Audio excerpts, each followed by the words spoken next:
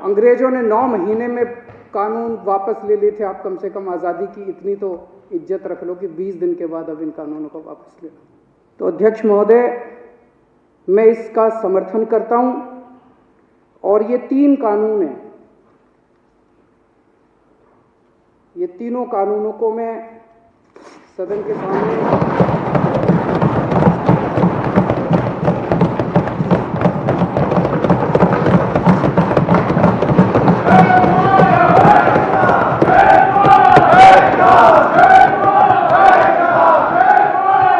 सिंह जी की शहादत को नमन करता हूं। आज के इस खुदगर्ज दौर के अंदर भी ऐसे ऐसे लोग हैं जो दूसरों के लिए, समाज के लिए, देश के लिए, किसानों के लिए, उनके मन में इतनी पीड़ा है कि वो इतनी बड़ी सुप्रीम सैक्रिफाइस कर सकते हैं। जो पत्र लिखकर वो शहीद हुए, उस पत्र में उनका दर्द था कि मुझसे किसानों का दर्द देखा नहीं जा रहा। वो रोज़ सिंघू बॉर्डर पे आया करते थे, किसानों के लिए जैकेट, कंबल रोज़ लेके आया करते थे, और जब किसानों की वो पीड़ा उनके लिए असहाय हो गई तो उन्होंने ये शहादत दे दी। अभी तक 20 से ज़्यादा किसान इस आंदोलन में शहीद हो चुके हैं। इस आंदोलन को भी 20 दिन हुए हैं, तो लगभग रोज एक किसान इस आंदोलन में शहीद हो रहा है। मैं केंद्र सरकार से पूछना चाहता हूं कि और कितनी शहादत और कितनी जान आप लोग लोगे उसके पहले कि आप इस देश के किसानों की बात सुनोगे। अध्यक्ष महोदय, अंग्रेजों के समय एक ऐसा ही आंदोलन हुआ था 1907 में। उस आंदोलन का नाम था पगड़ी संभाल जट्टा। पंजाब में आंदोलन हुआ था, बिल्कुल हूबहू ऐसा ही आंदोलन। वो आंदोलन भी 3 कानूनों के खिलाफ था। अंग्रेजों ने 3 कानून पास किए थे, Bari Doab act, Punjab land colonization act, Punjab land alienation act. और पंजाब के किसानों ने इसके खिलाफ आंदोलन किया था। इतनी संख्या में लोग इकट्ठे हुए थे। 9 महीने तक यह आंदोलन चला था अंग्रेजों के खिलाफ। तो एक तो ये केंद्र सरकार ये ना समझ ले कि ये किसान आसानी से जाने वाले हैं। उस आंदोलन की लीडरशिप की थी भगत सिंह के पिताजी ने, किशोरी सिंह जी ने, और भगत सिंह के चाचा ने, अजीत सिंह जी ने। उन दोनों ने मिलकर एक भारत माता निर्माण सोसाइटी बनाई थी। उस सोसाइटी की लीडरशिप के अंदर वो आंदोलन हुआ था इन तीनों कानूनों को खारिज करवाने के लिए। उस वक्त भी अंग्रेज सरकार ने कहा था थोड़े अमेंडमेंट कर देते हैं। कई राउंड्स ऑफ डिस्कशन हुए थे।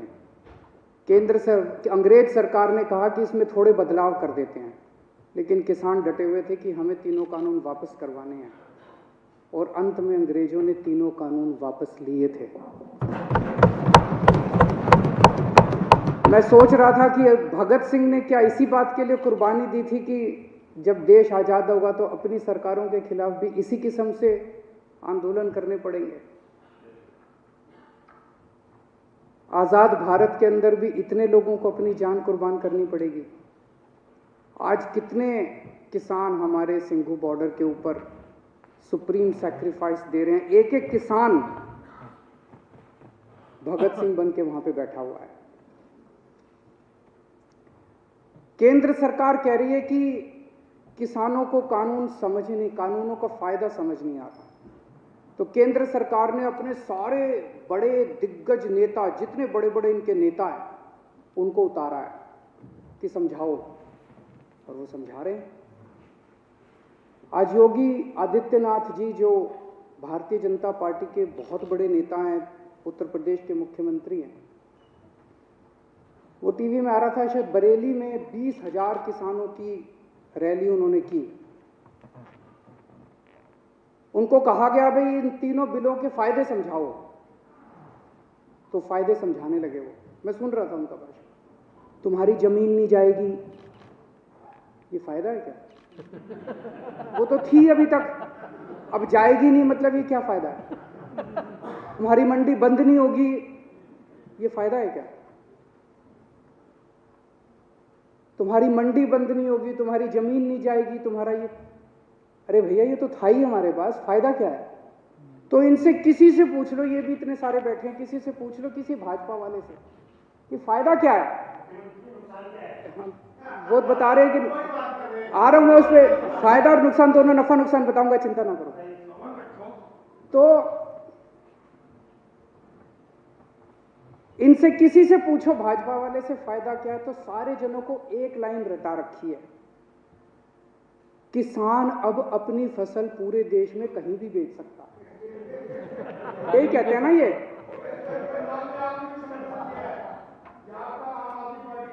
तो एक मिनट मेरे को बोलने दीजिए, मैंने आप लोगों को जब बोल रहे थे मैं चुपचाप सुन रहा था। मैं आज धान का एमएसपी 1868 है, उत्तर प्रदेश और बिहार में ये 900,000 रुपए में बिक रहा है। मेरे को बता दो कि पूरे देश में मेरा बिहार और उत्तर प्रदेश का किसान कहां ये फसल बेच के आए कि इसको एमएसपी से ज्यादा दाम मिल जाए। हवा में बात करने से क्या फायदा है? कहीं भी बेच लो, कहीं भी बेच लो। अरे कहां बेच लें, बताओ तो सही। अब हमारे देश का किसान पूरे देश में कहीं भी बेच सकता है। वो देश का किसान कहीं भी नहीं बेचेगा, उनको भी पता है कि कौन बेचेगा। उनसे पंजाब में खरीदेगा, उत्तर प्रदेश में उनसे 800 रुपए में बेच के वही बड़े बड़े पूंजीपति इतनी महंगाई कर देंगे कि वो पूरे देश के अंदर इसको महंगा बेचेंगे। ये किसानों के बेचने के लिए कानून नहीं बनाया गया। तो कहा जा रहा है कि किसानों को भ्रमित किया जा रहा है। किसानों को भ्रमित नहीं किया जा रहा, भाजपाइयों को भ्रमित किया जा रहा है। सारे भाजपाइयों को अफीम खिला दी है और अफीम खिला के कह दिया ये रट के बस यही बोलो। मैंने आज पूरा भाषण सुना योगी आदित्यनाथ जी का, उनको भी नहीं पता इसका क्या फायदा है। वो पूरे भाषण में, वो भाषण था इसी बात के लिए कि किसानों को बताना है कि इसका क्या फायदा है। आज सुप्रीम कोर्ट में केस था, कल भी था। हमारे वकील ने सुप्रीम कोर्ट में खड़े होकर कहा कि किसानों की मांगे जायज हैं, किसानों की मांगे मानी जानी चाहिए। केस इसलिए था कि दिल्ली के बॉर्डर के ऊपर किसान बैठे हैं, इसलिए ट्रैफिक की दिक्कत हो रही है। हमारे वकील ने खड़े होकर कहा जी इसके लिए केंद्र सरकार जिम्मेदार है। आज अगर अभी केंद्र सरकार 1 घंटे में इनकी मांग मान ले, धरना उठ जाएगा। धरना क्यों नहीं उठ रहा? धरना इसलिए नहीं उठ रहा केंद्र सरकार नहीं करने दे रही। तो केंद्र सरकार का वकील बोलता है कि ये दिल्ली सरकार का वकील तो किसानों का वकील बन के बना हुआ है। मैं केंद्र सरकार वाले को कहना चाहता हूं, तुम भी किसानों के वकील बनो, तुम भी किसानों का काम किसके लिए करो। किसान इस देश का निर्माता है और अगर किसानों की वकालत नहीं करोगे तो किसकी वकालत करोगे? दलालों की वकालत करोगे। एक कई लोग मुद्दा उठा रहे थे कि कोरोना काल में ऑर्डिनेंस क्यों पास किया गया, ऐसी क्या जल्दबाजी थी। अभी यह कानून शायद 70 साल के भारत के इतिहास में पहली बार हुआ होगा कि राज्यसभा के अंदर बिना वोटिंग के, वहां पे राज्यसभा अध्यक्ष ने पास करके पास कर दिया, जबकि पूरा हाउस चिल्ला रहा था। जैसे आप यहां बैठे हैं, कई बार हाउस चिल्लाता है, आपने तो कभी बिना वोटिंग के कोई कानून पास नहीं किया। अगर हाउस चिल्लाता है आप 10 मिनट के लिए एडजर्न कर देते हो, फिर दोबारा बैठते हैं, फिर हाउस ऑर्डर में आ जाता है, फिर वोटिंग कराते हैं। पहली बार ऐसा हो रहा है कि बिना वोटिंग के अंदर 3 कानून बस पास कर दिए अध्यक्ष ने और पास हो गए, कोई वोटिंग नहीं कराई गई इसको। ऐसी क्या आफत थी कि ये कानून पास कर दिए गए। पिछले 6-7 साल से आप लोग देख रहे हो कि भारतीय जनता पार्टी ने चुनावों को कितना महंगा कर दिया। कितना पैसा खर्च होता है चुनावों के अंदर, कितना पैसा खर्च होता है। ये कानून किसानों के लिए नहीं बनाए गए, ये कानून भारतीय जनता पार्टी के चुनावों की फंडिंग कराने के लिए बनाए गए। इसको ये देश जितनी जल्दी समझ ले, किसान तो समझ गए, बाकी देश भी जितनी जल्दी समझ ले उतना अच्छा होगा। तो अध्यक्ष महोदय, मैं इसका समर्थन करता हूं और ये 3 कानून हैं,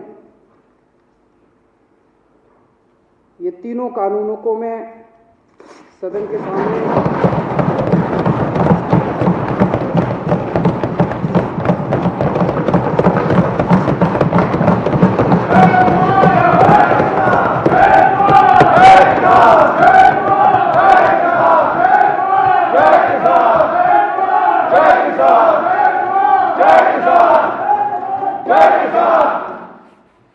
इन दोनों कानूनों को फाड़ते हुए मुझे बेहद दर्द हो रहा है।